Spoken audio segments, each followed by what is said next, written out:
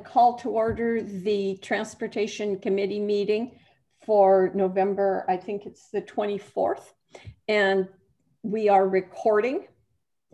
So are there any additions or corrections to the agenda that anyone has? Just the date. I had the wrong date. You have the wrong date, okay. Then we'll go ahead and move down the agenda. Mark, did you want to talk about Transpol, or would you like me to talk about Transpol? I'm going to let you talk about Transpol. Basically, what the KRCC Transpol meeting we had last week is kind of devoted to teeing up for the work we're going to do next year in 2021.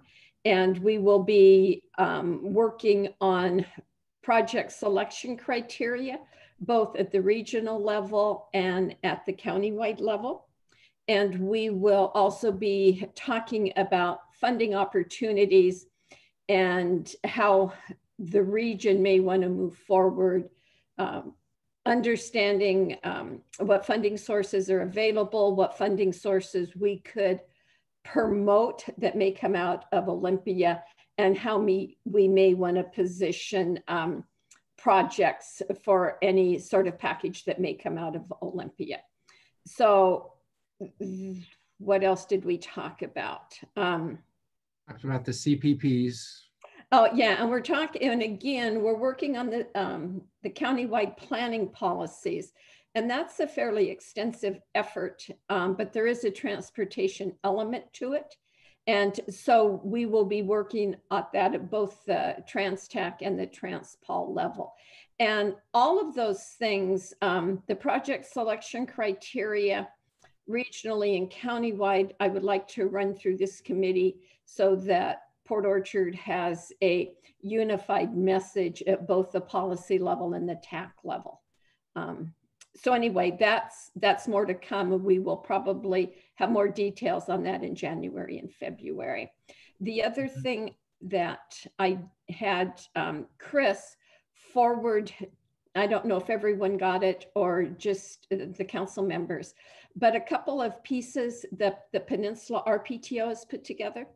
One is a legislative outline or an outline of the work we've done, the work we feel that needs to be done.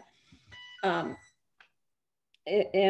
it's been sent to all of our legislators, but it's an informative piece, an educational piece that I think you may want to look at. The other piece that was sent to you is the PowerPoint that we used for our legislative sessions. And again, there's some fairly good information in there that you might find interesting, particularly a slide from the city of Port Angeles regarding preservation and maintenance, and a slide from the city of Sequim regarding piecing together funding for transportation projects. Looks a lot like our Tremont project. But anyway, those were included in your packet for you to read when you know, your leisure. So with that, we'll move down to our next agenda item. One thing very quickly. Okay. Chris is going to, starting in 2021, he's going to be getting involved in TransTac and Transpol. So. Okay, and let's also talk about maybe him attending the TAC meetings for the RPTO. It would be an hour every other month. Okay, I'm gonna leave that up. Something for us to think about. Okay. Okay.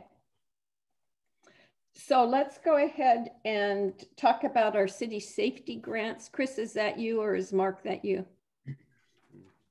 That can be me. Okay. So the news we have from last week is that we're going to receive award for the city safety program for the Bethel Lincoln intersection roundabout. So just a kind of an overview of that one. So we're looking at schedule, a design in 2021 and construction of the summer of 2022, if all goes well. there's some wetland mitigation and relocation required. So I'm going to need a full year. So I need to go out of the gate with the consultant on board. So I'm starting that process now, putting out the RFQ, and I set up some dates for the selection committee right at the first of the year. So this grant application was kind of a opportunity driven. It's in our CIP, but it's in the tier 2, not the tier 1. So you should just all be aware of that.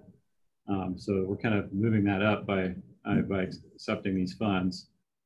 The city will need to enter a local agency agreement in 2021 for the expenditures in 2022. So at that point, we'll be kind of locked in into what we're doing, or committed, because we'll start funding the federal dollars.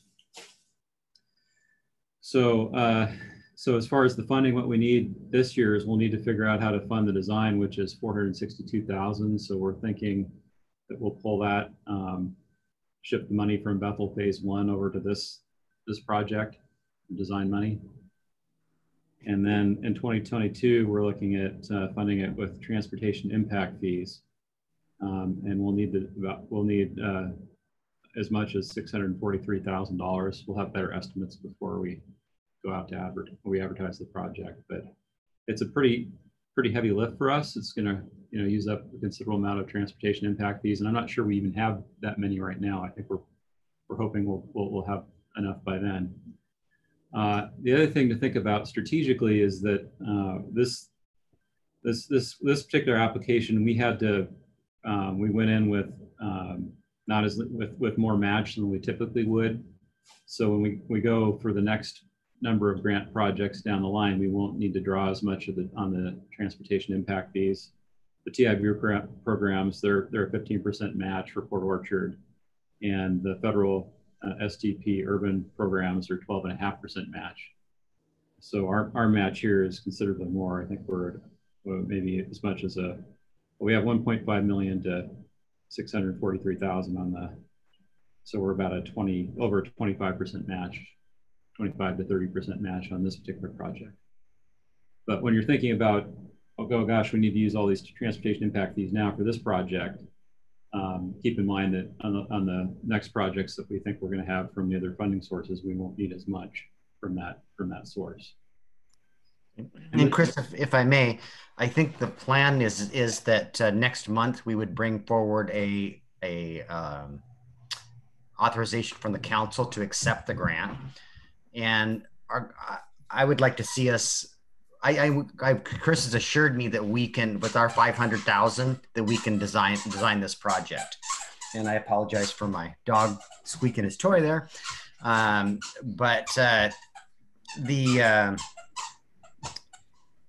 if we get to a situation, so we don't have enough impact fees right now, but if Nick's correct and the economy continues the way it is and the development continues to happen the way it's happening, we should be fine. But as long as we don't draw on those federal dollars and we use our own dollars, at some future date, if something unforeseeable happens, we could always return the grant and not get ourselves into a situation like Tremont. So I just wanted to share that kind of thought process that we've been talking about. Chris, this particular roundabout at Bethel and Lincoln, from Lund north on Bethel, this is about the only project we have on that particular segment. Is that correct, or is there more work to be done there? So that's phase 5. So that's further out in our CIP. We still have in our plan, we have to widen the entire road, not adding more lanes, but putting in bike lanes and separated sidewalks along that whole segment. Okay, so there would still be that piece to be done. Correct. Will this eliminate the Y at Mitchell and Bethel? So I've included in the estimate the ability to realign Lundberg and look at realigning Lincoln on the approaches, as well as Mitchell as far as what we do there. We're not committed to to cutting that off entirely, it may, you know, we potentially could take a right turn onto it and then prohibit any turns coming out of there. Right.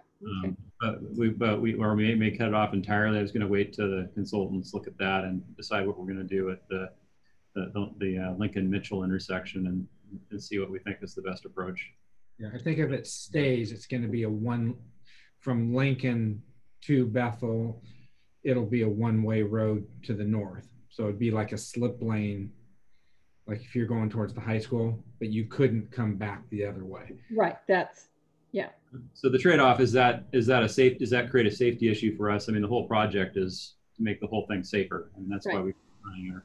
And we're really fortunate to get this grant. You know, there's only usually a couple roundabouts that get awarded statewide, and so I'm not entirely sure how we were able to pull this off. I think maybe it had to do with the pandemic and not as many people applying, and also the fact that we put in, you know, a heavy match so they can get more, you know, they can spread the money further. We're pretty fortunate to receive this from that program. And I've got the graphic from the corridor plan. If you let me share the screen, I can show you what was in our corridor plan for this improvement. Okay. While you're doing that, Jay, did you have a comment? I had a request just from my previous life. That is such a major intersection for school buses arriving and departing, not just the high school in East Port Orchard, but also getting out in the morning and the afternoon, that I would request that even during the design phase that you kind of include the school district in the planning. Yeah, that's a great idea, because we'll need them bought into what we're doing. And of course, the intersection will be designed to accommodate school buses. That's not a problem for roundabouts. Yeah, we're going to want to make sure that we're looking at those turn and the school will need to bring the school district along with this. Otherwise, we'll have a situation where the drivers and the transportation folks may react if they're not brought along with the whole process. So, well, it's also the amount of traffic that it adds to that area. But believe me, a roundabout there would solve so many potential problems. The other thing we want to be cognizant of is we don't want to have this, we want to do this, we want to start the project in June, right when school ends, I believe, so that we limit the impact to the elementary school there and the bus barn. Hey, Jackie, I don't know if you're here, but can you give me permission to share? Absolutely. Give me a second here. I had to unmute my. Okay, go ahead. So this was the graphic from the Bethel corridor plan for phase 5. This is the only intersection improvement. And then you can see it's a complete street from Lund all the way to Mile Hill, where the pedestrian and bicycle lane improvements. So it realigns Lundberg, and then Mitchell, I believe, becomes a one-way going towards Lincoln. Okay. That's sweet. Congratulations on getting the grant. I think staff has to take credit for that regardless of the pandemic. So good work. Thanks. Yeah, we updated the city's safety plan, and fortunately Ed Spilker at the state likes the approach that I used at Bainbridge, and I brought that over here. So, hey, Chris, could you tip your camera down just a little bit? We're getting at like half your face. Perfect. Here we go. Okay. Is there anything else about Bethel Lincoln intersection, that roundabout and that grant? Okay, we'll move on to the street lighting study. Is that you also, Chris? Yeah. So so we in addition to that, we received which I didn't quite understand why they gave us 2 projects, but they gave us both projects we requested. And so that's we'll hire a consultant to study our lighting levels and look at areas where we have deficiencies and recommend and prioritize lighting projects. And these could be, new lighting standards that go in, or it could be just a Cobra head that we could have a handful of Cobra heads that we ask PSE to install on existing poles that they do that at no initial charge, and it increases our tariff rate. But I think this is for the major roadways, the secondary arterials, and the collector streets. It's one of these more simple most cost-effective things we can do for safety in the city for our roadways. Now, there's one thing that we're doing also, that we got a grant from the TIB, a no match grant. I can't remember how much it was for. A couple $100,000, Noah? Can't remember. It's to convert all of our high pressure sodium PSE owned lights over to LED. So that's going to be that, you know, that's not going to necessarily change what Chris is going to be working on the lighting, but it's definitely going to reduce our costs tremendously on our, because we pay bulk rate on all of our lights. So that's going to convert ultimately 746 high pressure sodiums down to LED. Mark, is that just a matter of changing out the head of the lighting system, or is it much more complicated?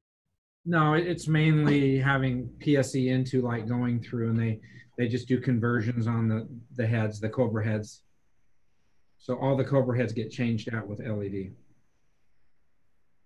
Did the grant we get for the street lighting study, do we have a match on that also, or is that fully funded? We do. We have a 10% match. So it's a $40,000 grant with $4,000 of that to be funded by the city. Okay.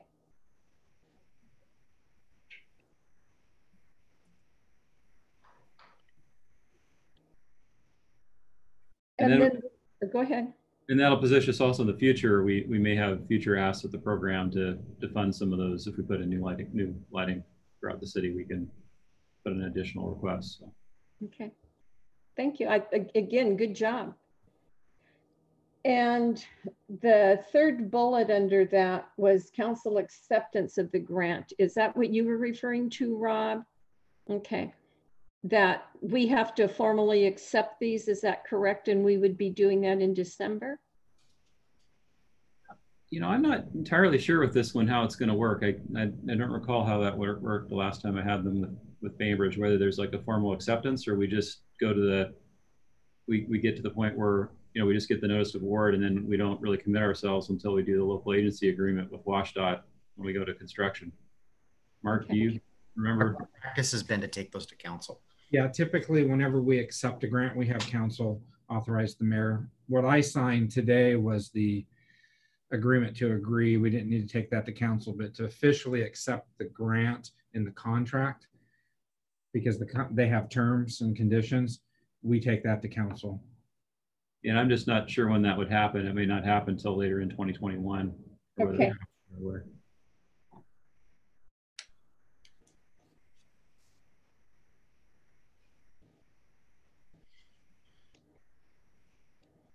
So, Chris, do you want to continue with the sidewalk repair and retrofit? I think he wants to talk about the TIB grant that we didn't get.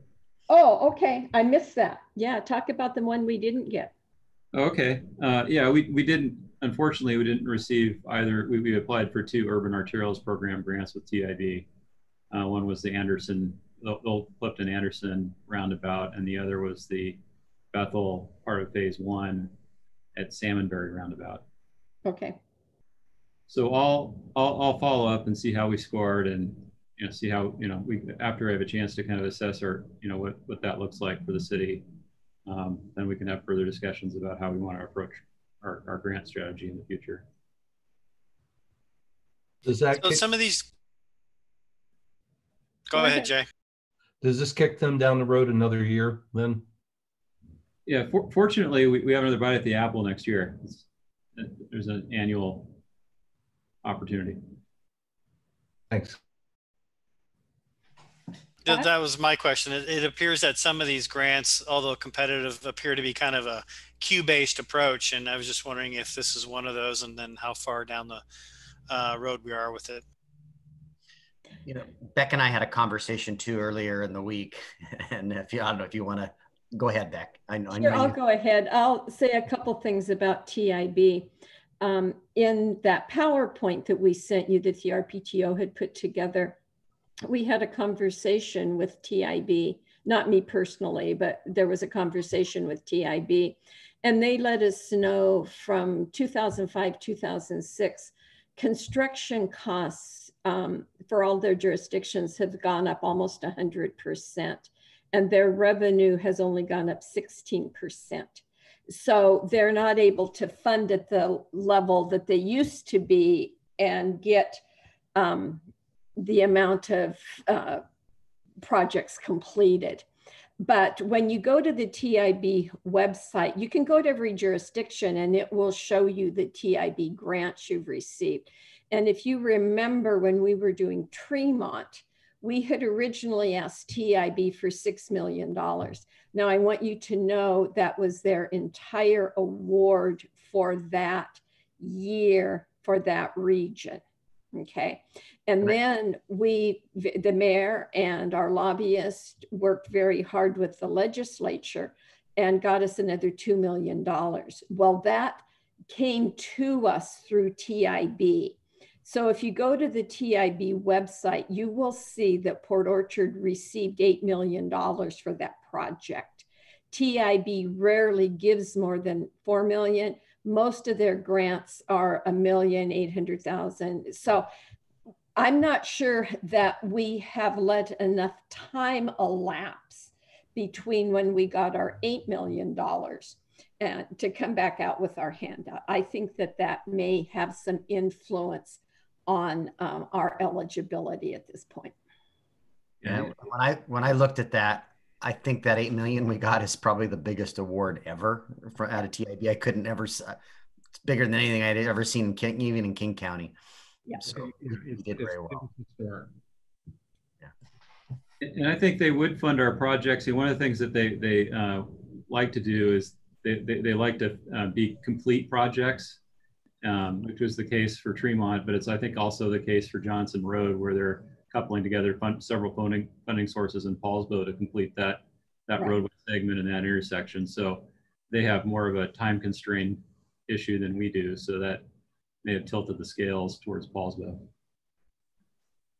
The other thing that I became just really, really aware of, again, when we were meeting with the legislators through the RPTO, is it just dawned on me that when we do a project, when we do preservation and maintenance, we have to take care of everything that's under the ground. And so we're doing stormwater, we're looking at sewer lines, water lines, all of those things, where your county projects aren't. You know, your county projects, you know, typically there are wells, there are septic tanks, they don't have the same infrastructure underneath the ground that we all have to deal with. It just adds a layer of complexity and a layer of financial commitment for all these projects. So moving down, Chris, do you want to talk now about your sidewalk repair? Yeah, so I just, you know, we've talked about pavement preservation, and I thought it'd be good for us all to, I know that's kind of the focus for the council right now, but I don't want us to forget about the city has a pretty substantial need for sidewalk repairs as well. We've got a lot of older neighborhoods that have sidewalks that don't meet ADA compliant, they're not wide enough, or they don't have ramps, or there's a lot of reasons, and a lot of them are just falling into disrepair. And while we do operation and maintenance does do some work every year to do grinding and take care of some of the tripping hazards and repair some panels, there's just a lot of work that needs to be done that's kind of beyond what operation and maintenance can do, kind of similar to the roadway surfacing repair situation. So, you know, we kind of find ourselves in a situation where, you know, if you want to live in a walkable community, you almost have to move to one of the newer sections of town, and that's not really an equitable situation. And a lot of the people that live in these older neighborhoods are also a lot of more of the people that would, you know, could need public transportation and those kinds of things. So it's important, I think, an important area that we need to think about. So, and also in contrast, I think we have more miles of sidewalk that are in poor shape than compared to the same percentage of wise for our roadways. So in a way, for Port Orchard, from what I've seen, our condition of our sidewalks is really a bigger problem than the condition of our roads. So I put together just a white paper. I haven't spent a whole lot of time on this yet, but I reviewed the ADA transition plan and mapping that we have. And I tried to think in terms of, Jackie, if you could pull that document up, in terms of where we want to focus our efforts, what might be the priorities for the city. So I'm thinking about things like transit stop locations, schools, parks, and then some of our commercial areas that have a lot of foot traffic being good areas to focus. And then have come up with some projects based on what I saw in the maps, and just getting my sense of things as I was looking at trying to prioritize the pavement repair in the city. Also kind of paid attention as I was driving around looking at some of the areas where we have sidewalk issues. So, this is something I think we could just begin thinking about, kind of the goals maybe for today, or to just keep this issue active in our minds, that it is a big issue for the city, this particular city. And I know, and we understand that, the road repairs is kind of the priority, and that's very visible to the public.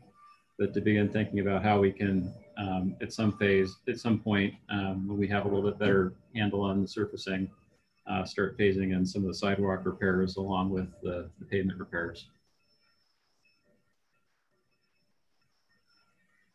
And I have I guess probably now would be a good time for discussion. I also have just kind of a 4-point approach that I've worked out, that maybe we should have a discussion first if there's any thoughts that the committee has at this point. Well, Chris, the last biennial budget, many of the areas that you listed there were similar information. I don't think any of these locations should surprise anybody. We did a tremendous body of work. It's just, where do we put our dollars is really a question. And this biennium, we're putting nearly $1 million into street preservation and maintenance. And I think it's, whether it's the mid-biennium review, may not be realistic if we're having to put a bunch of resources into a roundabout project, at Lincoln. But we definitely need to address these. And, many of these were on the list that I provided the council a couple of years ago. It's just, and we had some dollars put in there in the budget, and then COVID came along and we put the brakes on spending this last construction season. All right, sounds good. And there was a presentation to council a couple of years ago. I should probably get my hands on that. Well, it was the ADA transition plan was done, and okay. It wasn't it was the mayor driving around and identifying sidewalk ramps. It was no more sophisticated in your list. Okay.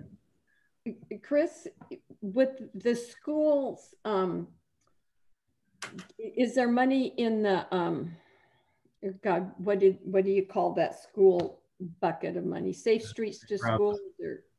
Yeah, and that's one funding source we'll look to. And unfortunately, it didn't look like the community block grant was going to be anything that's going to be fruitful for us after this last go around.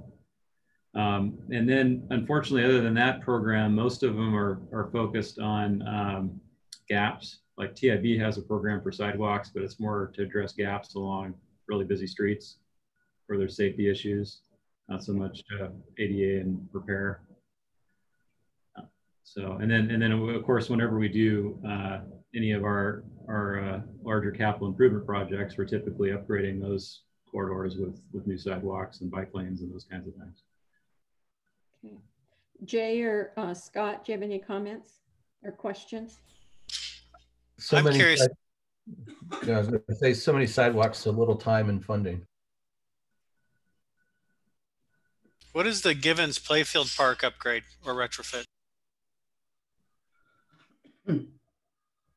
So I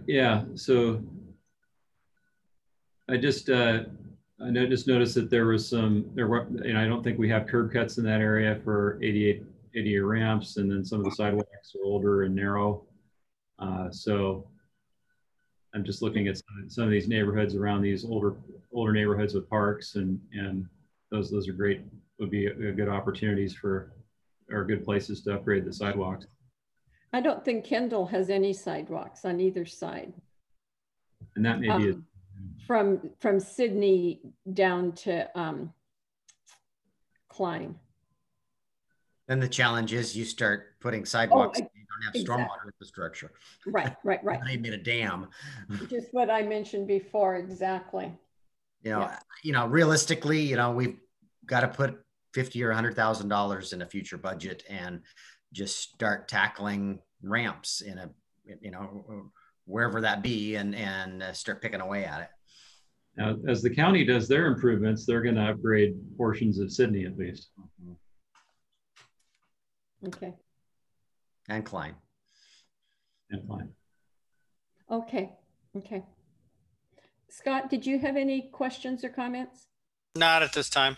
Okay, perfect.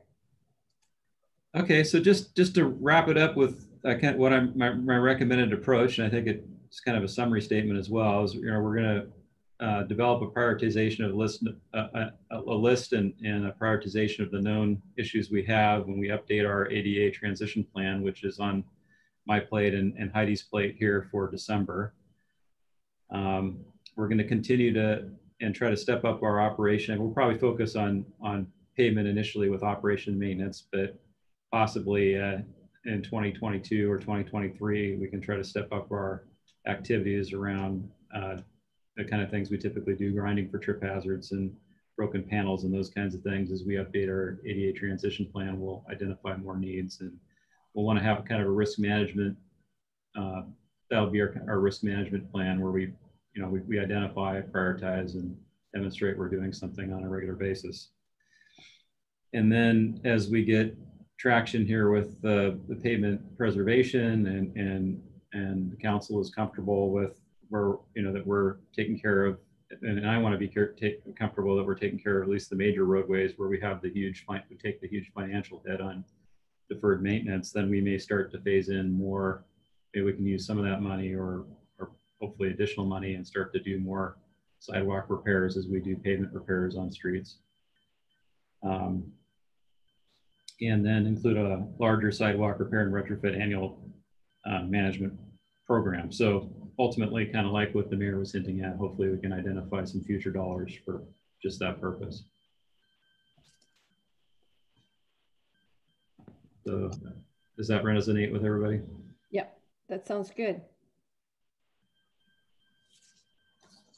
Okay, that's all I had on that. Okay. Then we're going down to a projected growth presentation. Is that you, Nick? That is. Okay. So I've given this presentation in one form or another to a couple of different committees, and it continues to evolve as our list of projects evolves. I want to walk you through a list that I've created, and the first category is final plat applications. We actually have 4 final plats in, which is the final step to creating lots. The first of those, and are you seeing my screen now? Okay, so the first of those, McCormick Woods Parcel A has submitted a final plat. That's a 53 lot subdivision, and they are proposing to bond those improvements so that they can get their lots, and they're hoping that once the fire road and fire hydrants are in, that they can start home building while they're still finishing the plat improvements. And so they're really looking, I think they want to see this go to council for approval in January or February. Wow, okay. The next project is the McCormick North. They're actually now calling it McCormick Village Division 1. And there are 84 lots here. You can see that the county has already put the streets into the GIS system. And so they are also proposing to bond those remaining improvements, but it's mostly done at this point. I think that Public Works has a punch list for them. And so that will be substantially completed by the time it comes to you. I would expect this one to actually be the first final plat that you consider next year. and it's 84 lots. Then I'm going to zoom out and take you across town. Blueberry Ridge, this project has been on the books for a lot of years. It's 106 lots. You can see the disturbed 3 parcels here. We are getting real close on that project. And interestingly, one of the aspects of that project that is potentially beneficial to the city is that they were required to build a temporary signal at Blueberry and Bethel. They've already done the channelization where they put in the turn lanes here so that you can make a left turn from Bethel into Blueberry. But because this is now planned as a roundabout, we have negotiated a fee in lieu of construction agreement that we are going to be bringing to council on December 8th. And so they are actually going to contribute about $230,000 to the design and construction of the roundabout, rather than building a temporary signal that we would just then rip out in a few years. So it's our hope that while we take the money away from Bethel for designing the Lundberg roundabout, we can replace it by using this contribution from Blueberry Ridge that should be coming in by about February of 2021. They have to provide the contribution within 90 days of executing the agreement, which should be mid-December. The next project then is Stetson Heights, which you've heard a lot about over the years. They are proposing to record the first 100 lots. And so Stetson Heights, this will be the road coming off of Glenwood Road and connecting through to Glenwood Road. It is 100 lots kind of at the bottom of their site. We actually had an on-site inspection today, and their erosion control on the front portion of the site is looking really good now. So I'm feeling more confident that that will be able to go forward, though there are still some hurdles to clear with sewer and water infrastructure and some bonding requirements. But they, like the other 3 developments, are all looking to create those lots early in 2021. So that's a total of, in terms of final plat applications, that's 343 lots. And we've been talking about the impact fee adjustment. And if those impact fees increase, that's potentially $4,500 to $5,000 per home built on these lots. And we're expecting these to go relatively quickly, and certainly outpace the pace of development for 2020. Next, I want to talk about multifamily projects, and I'll start off over near Fred Meyer. If you've been out here recently, you can see that they have cleared the site and are beginning foundation work on the 5 apartment buildings on this site. It's 136 units. They have paid for all of their permits. Their permits are issued, and I expect this project to be completed late in 2021, and potentially 1 or 2 buildings not finishing until early 2022. Moving on to the Overlook Phase 2 project that's up behind the Bi-Mart. They did an Overlook Phase 1 a couple of years ago, which was this project that I've highlighted here. And then they own the properties above that on the hillside, which is a 99 unit Phase 2 development. Those building permits are just about ready to issue. I believe that our consultant, John Robinson, this is one of the projects he's finishing before he retires. So that plan review is sort of the last thing that he's trying to clear off of his desk before he leaves the city. So that's 99 units, and I would expect those permits to get picked up in early 2021, which would include the payment of impact fees for 99 apartments, and also the payment of those permit fees. Then we're going to move back to the Ruby Creek neighborhood. The Tallman site has been acquired by Tarragon Development, and they have submitted for 216 units on this site near Gray Chevrolet. They have, I think, 5 parcels here, and 3 of the parcels will contain all of the development. The other ones are this house, which is going to remain, and the wetlands and stormwater pond, which is already in place. So that's a 216 unit building. I think they're going to submit for building plan review by the end of the year here, is what I've been told. But the building permits probably wouldn't issue until May or June at the earliest, because of how long it's going to take to review those plans. And then finally, there's 2 more multifamily projects. The other one, there's a live work project, 63 units plus a drive-through coffee on the corner here at Sydney and Sedgwick. That plan review is just about complete. I expect those permits to issue late this year or early next year. I think the building plans are in pretty good shape, and they just had a few revisions, and that one is ready to issue. And finally, 429 Bay Street, the Lighthouse Restaurant. I'll share the, I have a project rendering for what that one looks like I can share. So these permits were issued and the appeal period expired for the shoreline variance and the shoreline permit. So that one is only waiting on building permit issuance, which they had to make some revisions, and they're supposed to be resubmitting here real soon. I believe the owner of this project is actually shopping it to see if there's another developer who would like to build that one. And it's 39 units. So those are the 5 projects that are actively in permitting right now, totaling 553 units of housing. In terms of our existing lot inventory, we're actually getting really low. So those final plats, it's really important to get those recorded to keep the workflow going. We're down to, at McCormick Woods, I think we have 6 lots in parcel E and 13 lots in McCormick parcel C. So the builders are certainly, there's a lot of houses that are still actively under construction and will need to be inspected. But in terms of new permits coming in from existing lots, the supply has certainly dwindled. In terms of land disturbing activity permits that are in where we don't quite have, we're not as far along in terms of getting a final plat. I'm going to share another graphic.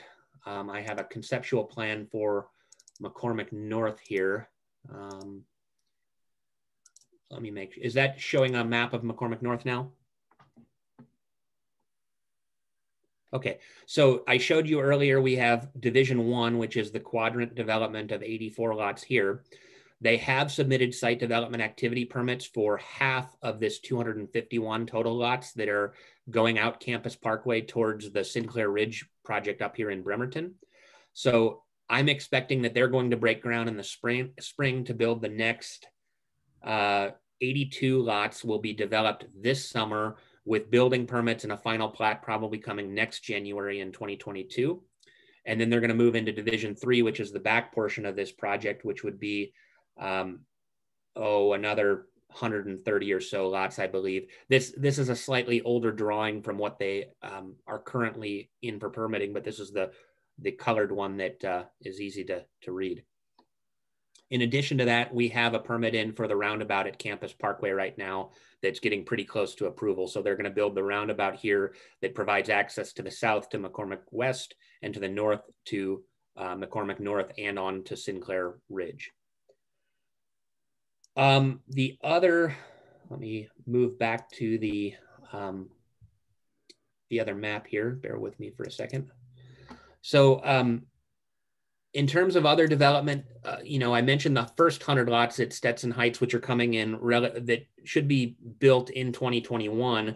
There's also phases 2 and 3 of Stetson Heights, which include another 204 lots that they are hopefully going to have pretty close to wrapped up by the end of next summer. So that will increase our lot supply going into 2022 and 2023. Plus the parcel I've highlighted here called the Ridge at Stetson, they actually need to go get a preliminary plat for this additional phase. They kind of reconfigured things by going through a minor plat amendment process and made this green parcel a future development tract. And so now that they have the future development tract, they're going to apply for 100 additional lots here. And I believe they're going to aim to build this in 2022 and 2023 with home construction shortly thereafter. Going further down the list, I mentioned the rest of McCormick North being built out and showed you that plan. We have a plat off of Harold Drive called Riverstone that is in right now for 40 lots. That's a preliminary plat, and that should go to the hearing examiner in February or March. And then I would expect they're going to apply for permits to build that subdivision this summer. So those lots probably don't come online until 2022 or 2023. Nick, is that the Housing Kitsap self-help program? It is, though they keep evolving what it is that's proposed. If it's Housing Kitsap, that's what it is. Yeah, so there's 2 parcels involved. They're off of Harold and parallel to the Lund Bridge. Yep. We also had an interesting pre-app just a week or so ago here on Lundberg for 144 units on this site at the end of Lundberg. So that roundabout at Lundberg and Bethel is really timely because it's going to make it so that all this new development on Harold can actually get out of their neighborhood. Isn't there also a plan for a right in, right out off of Harold and Lundberg? Yeah, the proposal is there's a right of way that's platted between Harold and Lundberg here. And so we plan to put in a pork chop to keep it to a right in, right out so that there is an outlet for these residents to not have to use Bethel and Lund to get out of that neighborhood. And so that'll keep people from cutting through this by turning left in at Harold, but it will still ease congestion at the main intersection just over here to the east. I mentioned earlier the Sydney Road Apartments near Gray Chevrolet. That developer is also looking at the property across the street for another 44 units as a phase 2 townhome project as part of the Ruby Creek neighborhood plan.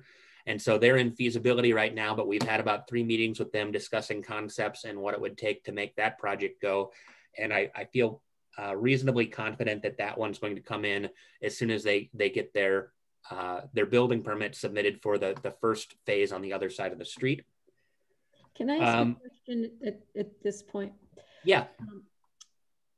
We've had some challenges with erosion control at Stetson Heights. Yes. And many of the projects you've shown us this evening, I believe I know who the developer is, and that we've had success with those developers. They put together good projects for our city. Do we have background information on some of these proposals that we may not know the developer as well? I mean, I think we're familiar with most of the players who were involved, and there's nobody that raises a concern in the way that a couple of our more problematic recent projects have caused. But I guess another issue is we amended our code after some of those projects were permitted. So we have more stringent requirements for erosion control. We have more stringent bonding requirements so that if you fail to manage your erosion, the city can pull the bond and hire a contractor to go stabilize your site. We're also, in our conditions of granting permits, we're requiring phasing of the clearing activities in a way that we didn't in the past. And so I think that's a learning from mistakes that really we don't want people opening up massive areas of their site, doing mass grading, and instead prefer for them to take an incremental approach to clearing, especially if they're planning on working in the wet season. And so on a case-by-case basis, we're looking at that through SEPA and making sure that we are sort of planning for what is a worst case scenario and trying to achieve better outcomes. Okay. That gives me a higher level of confidence that we don't have erosion control issues in the future. Right. So another 2 more projects on the list. There's a small apartment complex. This is another Harold Avenue one. There will actually be a rezone coming to the city council potentially in the near future. So the hearing examiner holds the hearing on that and will send you the record with a recommendation, and you will be asked to vote to approve or deny that. And there's a subsequent development proposed as a result of that rezone. And then the really interesting one that I'm going to share another concept plan, but we've had a few meetings with somebody who's looking to develop a senior living facility that's going to have a combined independent senior living with then some assisted living capacity. So we just had a pre-app meeting a couple of days ago, and Rice Fergus Miller is actually the architect on this project, and it's an Opportunity Zone Fund project. And I'm starting to feel pretty confident that this one is going to be coming in the near future. And so they've done some concept planning here, showing how they're accessing Bethel, and it's 200 units of housing on top of everything else that we just mentioned that I believe, if I were to predict a timeline on this, I think they might submit for site development permits later this year and probably building permits in 2022. So everything I've walked you through here today, if you total it up, it's 1,511 units of housing, Some of it is residential single family, and other pieces of it is multifamily. But like the mayor said in the earlier presentation when we were talking about funding the Lundberg roundabout, if this development actually happens and the economy continues at its current pace, we are potentially in really good shape on our impact fee fund. But this development, of course, does have to happen. It has to happen on the schedule that we need it to. And so I think this is a kind of wait and see how things come in and where we end the current year and then what happens in the first part of next year. And I think we'll have a pretty good indication on the viability of funding a lot of the projects that are on the list. So I know this isn't utility committee, but utilities give me pause. In what way? That's a lot of units, and having adequate source and capacity is something that we're working hard, we're pedaling as fast as we can. But Are you talking about a specific utility? Water and sewer. Couple of transportation questions. Thanks, Jay. Go ahead. On Glenwood with Stetson, is the county still planning on making that a moving forward with the ending the road? I don't remember off the top of my head what the latest on that particular solution is. I believe we have an approved concept for putting in a chicane and making it one way out from Sydney heading towards Big Glenwood Road, so that you'll be able to drive out to the south, but not in from the south. But fire trucks, because it's going to be a short segment of one way with their flashing lights, would be able to go either way in that facility. So that keeps school buses, allows school buses to continue to go through there. So it doesn't gate the road, but it does limit traffic impacts in that rural area. Yeah, I was just wondering with the amount of traffic that's putting on that Sedgwick intersection there. But that still could change. So I don't know that that's totally settled yet. It's in the county's court right now. Okay. Second question is the development next to Fred Meyer, coming out of that development, is that going to be a right turn only? It is. Yeah. And last, on McCormick North, the roundabout that's going in there, is that being the developers paying for that? We are currently working on an agreement with the developer that will be brought to you in the not so distant future. But yes, they're proposing to pay for that. They're also, they're proposing to pay for it, but they're also seeking impact fee credits as part of that. But it's a more complex conversation than is the developer paying for it. Okay. What's the status on our impact fees? I know that we had hired Victor to do a review so that we could move forward. What's the status? So about a week ago, I sent them we've had a breakthrough with McCormick, and we'll be briefing the full council on that as soon as we have something to share with you. But we've told them to proceed under the assumption that we're going to be able to reach the agreement with McCormick now, and it will be one citywide fee. And we've told TSI to proceed with finalizing that report so that it's ready to adopt in January. Okay. We were at risk, Beck, of McCormick appealing our impact fee if we couldn't come to an agreement. So we were kind of at an impasse and negotiating with them. And we had a breakthrough here a couple of weeks ago, and we got a deal, and we've got a framework for a deal. So now we've taken that deal and sent it to TSI so that we can do the financial analysis to make sure that it's the right deal for us. I just remember some of us were wanting to move those impact fees forward sooner rather than later, but it sounds like we're on a path for January. So yeah, I believe that there's a chance it could get kicked to the first meeting of February, but I believe that you'll have an agreement with McCormick and an ordinance for impact fees on the same night. Okay, perfect. Hey, Nick, I know this is a little bit in the weeds, but I just want to make sure that those two projects that are coming off of Harold onto Lund, we're going to want to have more than a pork chop there. We're going to have a barrier curb. Otherwise, we're going to have all kinds of troubles with people making illegal lefts in there.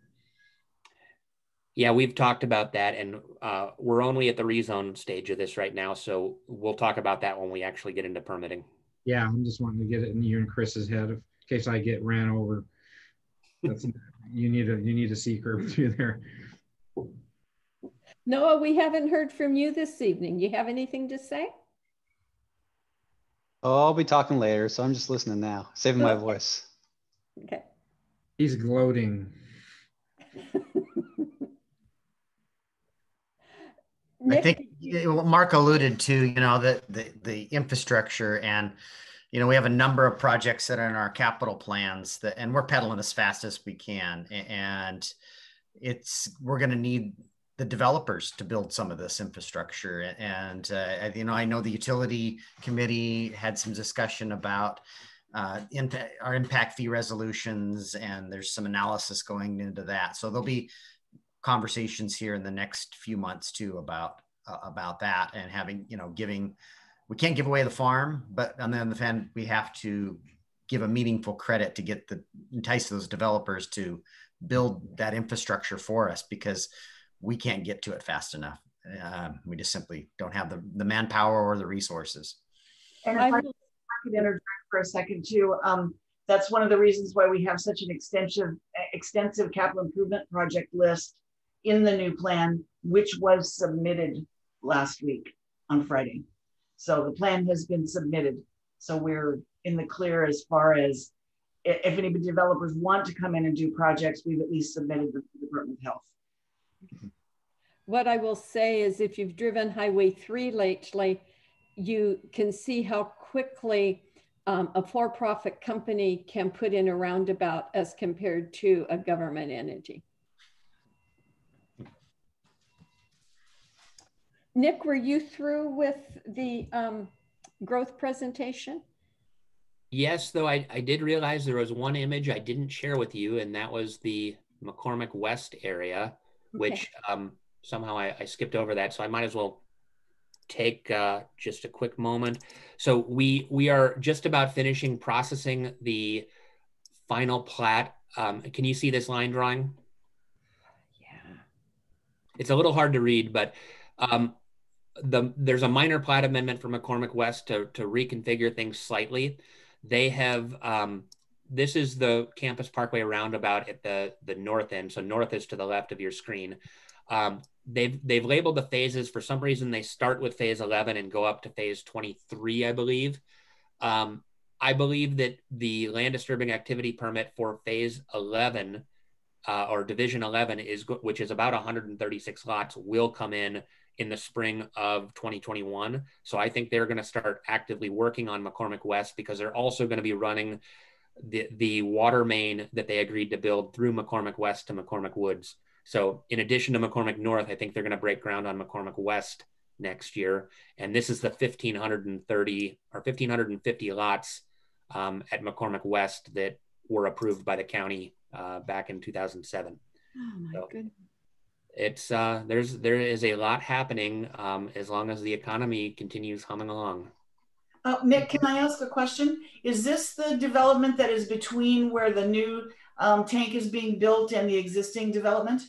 Yes. Okay, because Ian and I looked at initial plans for putting the mains through there, and there were so many wetlands that the thing looked like a snake, and they had opted not to do that. The last I talked to them, opted not to do that and to go down Old Clifton instead. No, they are going to go through McCormick West now. They've figured it out, and so I think they're resubmitting that permit here in the near future. Okay, thank you. Hey, Nick, can I put another thought in your and Chris's head? That church, we've got on Clifton, as this roundabout goes in and the intersection at Figley, we've got to make that church access align with Figley. We can't have that. We're aware of that, but the Figley roundabout isn't even on. I mean, that's pretty far in the distant future in terms of being warranted. So yeah, that'll be both of our successors' problem, hopefully. Yeah, I just want to get it written down someplace that they're going to have to use that northerly or easterly entrance as their main entrance. So When our successors are bored and trying to figure out where things went wrong and are watching this video, they will hear your message loud and clear.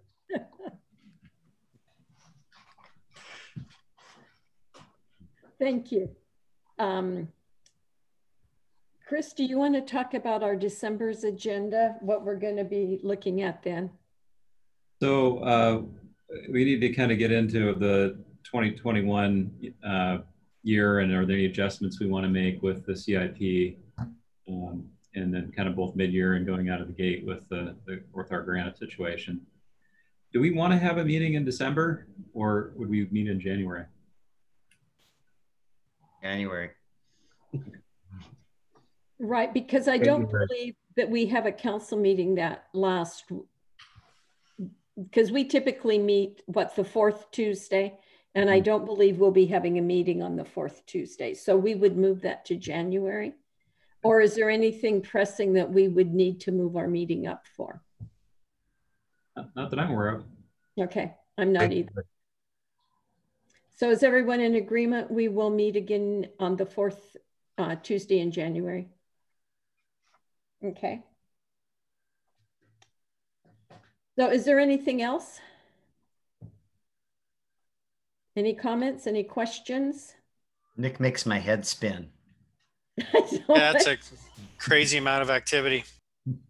I keep waiting for Noah's head to start spinning around, but that'll be later. It has been, trust me. yeah, it is. It does. It's a daily thing. Okay. Okay, thank you. And we'll see all you guys in, what, about 25 minutes? Yep. Okay, thanks. Thanks, everybody.